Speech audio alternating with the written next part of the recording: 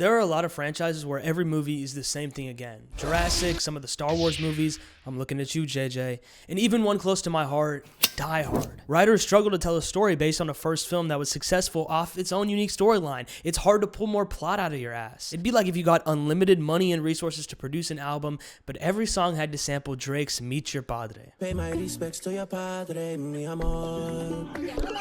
But I don't think there's any series that's unnecessarily struggling as much as the I Know What You Did Last Summer franchise, as the only pieces they need to incorporate being a fisherman murderer with a hook and attractive early 20s actors with secrets. You'd think coming up with creative slashers would be easy. Instead, the first one's great, the second one's dumb, the third one's kind of batshit, I don't even want to get into the TV show, and the new 2025 film is, well, we'll get there. In 1973, Lois Duncan wrote a novel called I Know What You Did Last Summer, which told the twisted tale of 4 teenagers in New Mexico who accidentally hit a cycling boy and are subsequently killed by his older brother in a very methodical way. In the 50s, it was a thing for groups of teens to take their cars to a specific spot to, make love next to a bunch of other people. Can't say I understand it, but these spots are called lovers' lanes, and to scare teens away from making babies, some urban legends combined into the Hook Man, a guy who killed teens in their cars with the hook hand. In 1997, looking to make a more straightforward slasher to revive the genre, screenwriter Kevin Williamson adapted Duncan's novel into a more fantastical version with notes left by the killer, with a costume and a fun murder technique inspired by the Hook Man. But that's enough background. Let's see how the franchise began. So it starts off with a beautiful establishing shot of a kid sadly sitting on a cliff overlooking a beach and a windy road. Then we cut to a July 4th beauty pageant where Sarah Michelle Gellar's Helen easily wins finest shit in Southport, North Carolina, supported by her best friend Julie, boyfriend Barry, and Julie's boyfriend Ray. Afterwards, Barry does some underage beer chugging and crashes out on this guy who tries to flirt with Julie. His name is Max. They then go to the beach. On the way back, they take the keys from Barry, and while he's complaining about the injustice of not being allowed to drink and drive, Ray accidentally hits a guy crossing the bridge. They freak out, dump his body in the ocean, and the group swears to never discuss what happened. Unfortunately, Max drives by, but they're not entirely sure if he even saw what went down. I know pacing is like the last thing your average person actively notices when watching a film, but you definitely feel it. And it was genius to make the entire first act an exploration of their friendship, with the natural causal events of a single night introducing us to their world. But the way they did it was so entertaining that I almost zoned out when we first jumped to the future because I wanted to stay there. 1 year later, Julie gets pasty as hell. I mean, like airbrushed Robert Pattinson in the first Twilight Pale. For like 3 seconds, we also see her black college friend Deb. This is the only color we're going to see in this movie, I guess, except for the quarter Puerto Rican in Freddie Prinze Jr., but do we really count that? When she gets to her crib, she finds a letter stating, I know what you did last summer. Hey, that's the name of the show. So she's like, damn, let me go find the people I did the crime with and talk to them. If there was anything to make yourself look guilty immediately, I mean, that's it. She finds that Helen gave up on her dreams and works at her parents' clothing store with her sister. She's literally top 5 most hateable characters of all time, man. Oh my God, she's so mean. Meanwhile, Barry also gave up on his football dreams and mooches off his rich dad while Ray is a fisherman with Max. When Julie shows Barry the note, he immediately assumes that it's gotta be Max and goes and freaks him out. I'm not gonna lie, Johnny Galecki really acts his ass off here. If that scene is showing his skill level, I think he's sneakily a really good actor. Unfortunate that he did like 20 seasons of bullshit ass Big Bang Theory after this. I'm excited to see what else he's got to show us. So in the next scene, Max almost immediately gets stabbed through the throat with a hook by the fisherman. Aww. That night, Barry also gets ambushed, but not before we get to see him shirtless for a good bit of time. Throughout this film, all of the sexy leads get ample time to show themselves off, but it always feels natural and at times even tasteful, dare I say. I know teen movies have to show ass, abs, and boobs, and they did it well. So Barry survived that, by the way, and they regrouped the next day. Julie reveals that although they swore to secrecy, she went behind their backs and did some research into the person they killed. And a week after last July 4th, their local paper reported a dead guy wash up ashore named David Egan. And the July 4th before that, he crashed on the exact road they did and his girlfriend Susie died. To investigate, Helen and Julie meet David's sister Missy, who's freaky, like for real freaky. In trying to probe for possible suspects, Missy explains that one of David's friends came by after he died. His name was Billy Blue. but she hasn't seen him since. And throughout this section that the cinematography starts to stand out. The camera is in dynamic but stable movement the entire film because order invites fear. When a shot perfectly pans, you can feel something begging to pop up in the corner to scare you. Although DP Dennis Crossan is functional, never doing anything profoundly interesting, Jim Gillespie's direction with his jib shots and masterful awareness of tone lends itself well to the heightening anxiety of the second act. That night, we see Helen's annoying-ass, cruel-ass sister again. She tells her sister that she's going to the pageant to pass the proverbial torch on to this year's potential queen. The proverbial torch being a Prozac prescription. That's not funny. I don't know why I said that. Right after, we see the killer sneak into a room and then get these fake out jump scares. It's actually a pretty well done scene. You're left wondering, what is he in there for? Because he's just blatantly in the closet, like Pedro Pascal. Kidding. You need to leave! So rather than killing her, the fisherman messily chops off her hair while she sleeps. The next morning, Julie drives to Barry's place and finds Max's corpse covered in crabs in her trunk. Once she gets them, his body's gone. Fed up, Barry crashes out on Ray because he's the only person out of the four of them who hasn't experienced a crazy scare yet. They convince Barry to chill, and Julie decides to talk to Missy again, insisting Helen goes to the parade even with her flop-ass hair in case the fisherman's there. When they're there, Missy reveals that David went there to kill himself over the guilt of his girlfriend Susie's death, and she knows because he left a note. Missy pulls out the suicide note, and it's the exact same note she got. She's like, bro, this isn't a suicide note, this is a threat.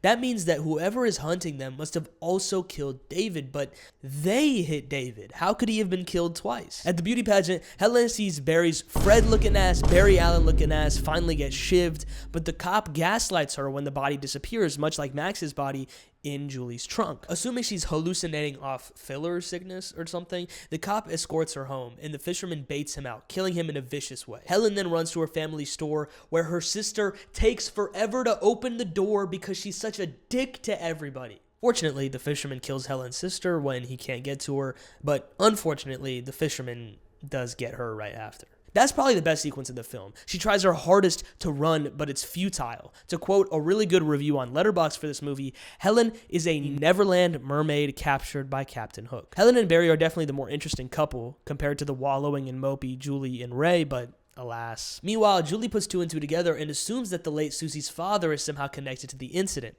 When she goes to tell Ray, she catches from the corner of her eye that Ray's boat is named Billy Blue, the name of the guy who visited Missy. She starts running from Ray because she's tripping about that connection. Not gonna lie, I'm not one for pointing out plot holes. Like, I don't really care, but to this day, I'm genuinely confused as to what Julie knows in this moment, because the previous scenes make it seem like she figured it all out and she knows that the fisherman is Susie's dad, but then she starts tripping when she finds out Ray visited Missy. Like, when you're watching the film, it's not confusing because you may not totally understand what happened yet, but Julie herself should definitely know what's up. There aren't that many moments in the film where you're screaming at the protagonist to get out. And I'm not talking about Jordan Peele. Yeah. Who got that good D? I got that good D. I prefer it when the conflict of a film doesn't rely on your lead being literally the dumbest person alive in scene after scene. But we do have one beat like that here when Julie goes onto a random old guy's boat to get away from Ray. Even if that guy wasn't so obviously the fisherman, this would be dumb. You ever heard of rape, Julie? Anyways, on the boat, she finds photos of her and her now dead friends, and the fisherman's like, yo, basically, I'm Susie's dad, Ben, and I was the guy that you hit that night. But that night, I was there because I had killed David for killing my daughter, and now I'm trying to kill you. And she's like, no. But when she tries to dip, she finds that the boat's already left the dock, and she's actually out at sea. She hides in the icebox beneath the deck, where she moves some of it to find Helen and Barry's corpses. Absolutely excellent scene. Then Ray finally pops out, cuts Ben's hook hand off, knocks him into the water, and explains to Julie that he only went to visit Missy on account of feeling bad for killing her brother. It's a decent ending, but the film definitely peaks with Helen's kill scene and goes downhill from there. These scenes are the only scenes that cross the threshold for me into outright cringe, whereas the stuff before was charming even when it was kinda corny. But then we get the dumbest shit in the movie with the epilogue. The next July 4th after the movie, Julie's in college and the words "I still know" are outlined in the steam on her shower, and the fisherman jumps through the glass to tackle her. Wow, I'm so excited to see that scene unpacked in I Still Know What You Did Last Summer. If nothing else, we know that this was planned to be a duology from jump, so at least that means this film will be prepared and in the vision of the first. Right? Wrong. Dead wrong. Released a year after the first film with Freddie Prinze Jr. and Jennifer Love Hewitt returning, it gives the impression of a proper sequel, but has the vibe of a straight-to-DVD follow-up. By adding Brandy and Mekhi Phifer as black best friends to round out the cast, you know they clearly didn't have this one planned. And rather than slasher all-star Kevin Williamson, this one is written by Trey Calloway, who had never written a movie before and would never write one after. Absolutely. So it starts off 1 year after the last film, and we find out that Julie's doing summer school, maybe because she was failing all her classes from PTSD in the last movie. In class, she's got a friend named Will who's so clearly trying to get with her, it's crazy. He's like the epitome of this meme. In a throwaway line, she explains to us that the ending of the last film was actually a recurring nightmare she has. A sequel tease that isn't even actually connected to the plot of this film is so fucking unoriginal that it makes me angry. Imagine if this film actually jumped right into the action and dealt with the fallout of that incident while still introducing new cast members in a fast-paced story. I don't even know why I'm saying this, I'm just pissing myself off more. Although we did get a black roommate for 2 seconds in the first movie, she's been replaced by Carla and her boyfriend Tyrell. One day, Carla wins 4 tickets to an all-inclusive Bahamas vacation by answering a trivia question on the radio. What's the capital of Brazil? Obviously, Carla's bringing her boyfriend and Julie, but that leaves Julie's +1 open. She's still dating Ray, but he declines going because he'd rather spend it in Southport. He tries to pull some classist gaslighting on her like, oh, you think you're too good for Southport and me? Like, nah, dude, she grew up there. I'm pretty sure she hates it because all her friends were murdered by a psycho killer there. So Carla sneakily invites Will for Julie. I've never understood this trope in movies where girls will do everything in their power to set up their friends with some guy and not respect their choice. Look, I know women almost by default hate their friends' boyfriends, but it's only in movies where it's like their mission to break up the heroine's relationship. Now, a second stupid thing that only happens in movies, Ray reveals to his coworker that he only told her he didn't want to go in order to surprise and propose to her. But on the drive up, his coworker gets whacked by the fisherman and he only narrowly escapes. And because he basically told Julie, F you and your lame-ass friend for no reason on the phone, she doesn't check in on him. Meanwhile, the hotel is eerie. There's a white guy with dreads who keeps trying to sell them weed, whatever, that's not an important character. Oh, wait, dude, am I tripping? Is that Jack Black? They also find out this trip was free because it's the island's hurricane season and it was going to be empty anyways. It's likely that they're going to be trapped here, potentially without phone lines. That night, while Julie sings karaoke at the hotel bar, the words, "I still know what you did last summer," come up as the lyrics, and the dockhand and a maid are killed by the fisherman, Ben. Just like the last movie, he plays mind games, putting the dockhand's body in her closet and taking it out when she goes to tell people. I guess she hasn't learned shit. Pretty soon after, Jack Black also gets killed. Thank God. Maybe you're wondering, what's Mekhi Phifer's character Tyrell's B-plot? Well, it's that he's desperately trying to have jacuzzi sex with Brandy. In the first film, our side characters were a tortured beauty queen and a perpetually uncontrollable, spoiled kid with rich potential. This time, it's horny black guy number 4. Phifer does it well, it's just so disappointing and racist. The next day, they catch the boat hand doing voodoo on them, but he explains he's actually trying to cast a protective barrier because he realized their answer to the radio question was wrong. They said the capital of Brazil was Rio de Janeiro, but that's the largest city. Brasilia has been the capital since the 1960s. On top of that, he knows that Ben had a son, in addition to Susie. Oh, wow. The villain had a son around the protagonist's age. I wonder if the new male character introduced in this film might have anything to do with that. Then Tyrell gets killed and Will protects Brandy and Julie. Oh wait, that's not even the character's name. I called her Brandy. Then Tyrell gets killed and Will protects Carla and Julie, explaining that he went after the voodoo guy and the voodoo guy stabbed him. While Julie fixes his wound, he reveals that it's not his blood, revealing he was the fake DJ on the radio call. He drags her to a graveyard where Ben awaits and reveals he's Ben's son and has been running this long con as her classmate for revenge. But when Ben attacks Julie, Ray finally arrives and beats them back. When Ben tries to stab Ray, he tells Will to hold him up straight and then hurls the hook at him at full force with no aim. So yeah, he accidentally stabs his son like a fucking schmuck, obviously. While he's tripping, Julie pops him, making sure he's really dead this time. Surprisingly, Carla actually survived this movie, but she did disappear from the third act, so does it even count as not killing off your black character if you just kick them out of the plot instead? Later, Ray finally proposes to Julie, and in a scene like the end of the first one, Ben jumps at her as we smash to black. You can definitely enjoy this film as a trashy B movie, but I didn't think that's what it was going to be because like I argued, think the first one is great by its acting and direction in a genuine way. Well, if this one got barely any budget and time, I'm sure the third one that wasn't even factored in won't fare much better. The opening has a song that's actually kind of good, like If 2005 Was a Riff. Not to worry though, I'll always know what you did last summer. Make sure to get to the abject garbage right after this. July 4th. Not to nitpick, but she takes out her camera for a selfie, says July 4th, then poses, then the dude poses, then she stops posing, and then she takes the picture. What is happening? Why does she say July 4th just as a sentence about nothing to nobody? Maybe if it was like a snap, it would be like July 4th, yay, but what's going on? Already nobody behaves like a normal human. So it starts off in 2005 on July 4th in Broken Ridge, Colorado. Amber, the blonde boyfriend Colby, and their friends Zoe and PJ are suddenly attacked by the fisherman killer at a carnival. They run away, and PJ very publicly skates off the roof of a building. But then they all catch up, and we realize that their other friend Roger was pretending to be the fisherman, and it was all a prank. But when Roger doesn't rendezvous with them, they go back and realize he skated into a gargantuan spike instead of 3 comforting mattresses. So because everyone fell for the prank, they decide to make it look real. Colby used fake blood earlier, but he actually slits his arm open now, and they form a pact to keep it secret, so that the public forever thinks it really was the fisherman. Look, I know that straight-to-DVD writing gigs don't pay that well, but this is genuinely the weirdest setup ever. I feel like either an actual imbecile or maybe an absolute genius wrote this. Of course, now we have the time jump to next summer where Amber, much like Julie, returns home to find everyone's burnt out from the incident. She runs into her ex-boyfriend Colby, who failed to secure an internship. Who can relate to that? And for some reason, she launches into a tirade at him for not telling her he was coming home, and this is how she found out at some party in front of all her friends. Amber, please. You're treating this shit like he publicly revealed he cheated on you or something. He just didn't get a chance to text you this morning. The more I make my own films, the more I find that there are a lot of great actors out there willing to work for cheap.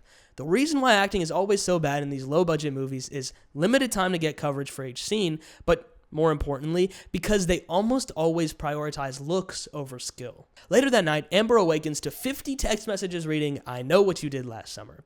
And then I shut it off. No, I'm not joking. The movie was so fucking boring that it basically, at the catalyst of the film, I turned it off. When things are supposed to be, at least potentially, the most intriguing, I had to stop. But I did turn it back on and sit through it to find out that this one is the one to introduce supernatural shit into the franchise, as the fisherman who hunts them down is Zombie Ben, an undead version of the villain from the other 2 films. And much like the first 2, this film ends with an epilogue set a year later teasing that, yeah, he's still alive and we're going to keep making these movies forever. I didn't spend much time on this one because A, it's not relevant to this new 2025 installment in the franchise, and B, it's not even fun to discuss. It's just straight dookie. But in terms of subgenres, slashers should have the most iconic canon of villains. Jason, Freddy Krueger, Ghostface, and of course Michael Myers are so recognizable. In the first film, it's a twist to who the fisherman is, and he's a character we didn't know existed until like minute 80. My point is, I really hope that the new 2025 film does something new rather than making him boring-ass Ben Willis, because if it hits,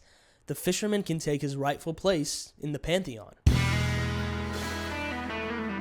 In 2014, notable horror director Mike Flanagan was in talks with Sony Pictures to produce a not-so-much sequel and not-so-much reboot to the franchise I Know What You Did Last Summer. His film would not take inspiration from the 1973 Lois Duncan novel nor the 1997 film. It would instead take the conceit of the film and do it in a new way, somewhat like the vision of I'll Always Know What You Did Last Summer. This project never came to fruition. A few years later, Jennifer Caton Robinson, notable for her involvement in such hits as co-writing Taika Waititi's Thor: Love and Thunder, pitched her own legacy sequel to I Know What You Did Last Summer, but with a polar opposite attitude, connecting it as much as possible to the original franchise. I don't want to come across as too harsh or presumptuous, but this was the worst fucking decision anyone has ever made. Oh my god. I'm calling 911. Everyone chill out! We don't tell anybody what happened tonight. We should go. I Know What You Did Last Summer 2025 takes place in Southport, North Carolina, exactly 28 years after the original film, with a very similar setup. 4 friends of specific archetypes returning from college on the 4th of July. It feels like it's a straight up reboot, especially when they drive late at night on a cliffside. It seems like we're building up to a death that will force our main characters to cover up and therefore be slaughtered by a vengeful killing. And it happens. Rather than directly killing someone, however, Tyreek Withers' Teddy gets high and stands in the middle of the road, accidentally forcing someone to swerve off the side and fly into the ocean. Now, I don't want to get into a legal or ethical discussion here, but I think from a purely storytelling perspective, this is a misinformed tweak, despite how small it is. It's extremely important for the main characters to be unequivocally responsible for the death of someone. Even though we don't culturally treat vehicular manslaughter the same as other forms of violence, when you hit someone with your car and then dump them in the ocean, you 100% killed that person. It's weird because obviously it's not smart to play in the street, but I don't think Teddy's directly responsible for that guy's death because he swerved to avoid hitting him and flew off the side of a mountain. In this film, they didn't call 911, but it's not like they actively covered up a crime. To a great degree, genuine responsibility for the death of the character that is at the center of one of these films is necessary, or else you just don't understand the franchise. Okay, let me take a step back and tell you about these characters. As I mentioned, they kind of match the characters in the first film. We've got our rational brunette main character, Chase Suey Wonders' Ava, our blonde beauty queen, Madeline Klein's Danica, her cocky boyfriend, Tyreek Withers' Teddy, and finally, the love interest for the main girl, who's low-key kind of boring, Milo, played by a guy I didn't know was British until I saw an interview, Jonah Hauer-King. It's the fisherman, it's scary. Much like the first film, the secondary couple, Danica and Teddy, are so much more interesting than Ava and Milo. In this film, it's a grave disadvantage, however, because we do not develop the primary couple through a series of grueling incidents in the third act, which is the minimum that the first film accomplishes. Rather than a couple being the surviving two, it's the 2 female best friends, Ava and Danica, which would be fine, but again, Ava is underwritten. But at least Milo gets killed first because Hauer-King is the lowlight of this group by a long shot. And if you think I'm hating, I haven't even gotten to what I hate the most. Thus far, I've mostly discussed the first 20-ish minutes of the film, in which the characters go through the motions of every film in this franchise. After the time jump, when the characters first find that note that reads, "I know what you did last summer," the film goes from leaning bad to offensive. We find out that the events of the first film exist in the timeline of this one, and Ava concludes that the only way to stop these killings is to go back and speak with Jennifer Love Hewitt, aka Julie James, the last girl from I Know What You Did and I Still Know What You Did. I wouldn't even be mad if this was just a beat-for-beat remake of the first film because I think the first film is great. To me, unoriginality is infinitely better than worshipping the ground those before us walked on and using their tread marks as molds for our present. I Know What You Did 2025 attempts to build itself an escape clause by making Jennifer Love Hewitt say nostalgia is overrated to Freddie Prinze Jr., who also returns in this movie, but I'm not letting you get away with this. I'm not letting you say that through the mouth of your character when you so actively spit in the face of that sentiment. And so, for an act and a half of this script, Prinze Jr. and Love Hewitt try to help the main characters, Ava, and the 5th friend who sort of drifted from the core 4, Stevie. Stevie was there the night of the car crash. I just left her out because I wanted to just use the first film as like an explanation. In the opening, she feels like she might be Max, but for this film, because she's poorer than the rest of them, clearly has a past, even though some of them don't really want to spend time with her, and she tags along. However, after the time jump, she grows close with Danica as Ava was away at school, and I'm gonna spoil this shit. I don't care. The big twist is that Stevie is the fisherman with the help of Freddie Prinze Jr. They brought back a protagonist from the first 2 films to make him a villain, and it wasn't cool at all.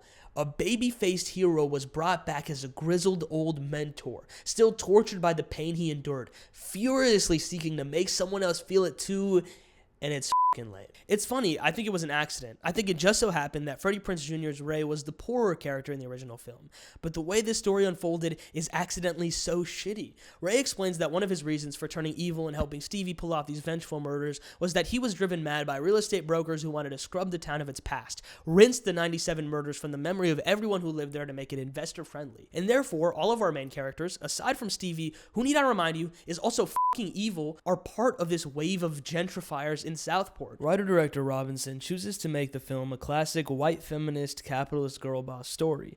The 97 film has 2 honest female characters, moving with freedom and justification within stereotypes. In fact, I'd put Helen Shivers, Sarah Michelle Gellar's character, in line with a lot of late 90s, early 2000s humanized beauty queens like Elle Woods or Regina George. Instead of continuing on this interesting path, this film chooses platitudes. In this film, a caricature of bourgeois Southern living consumes Teddy, his father, and Danica, throwing out nuance for absurdity. The murderers are just angry about the socioeconomic shift of their town, but the film ridicules them for that. It's like Hillary Clinton looking at a child slave boy in Mozambique who mined the titanium for her drones and still somehow thinking she's the victim. It's the fisherman, it's scary. If I'm taking it too deep, let me mention that this film is shitty on a technical level too. The cinematographer is Alicia Christian, who with Robinson made some really nice looking shots lit by lamps, candles, and moonlight, but compared to Gillespie's camera movement, it just can't keep up. Also, the performances from Klein and Withers were very enjoyable, but other than that, nothing is good enough to make up for the core of this film that is so overwhelmingly radioactively terrible that it corrupts this entire film into a cinematic Chernobyl. I can't get near it, or I might start puking.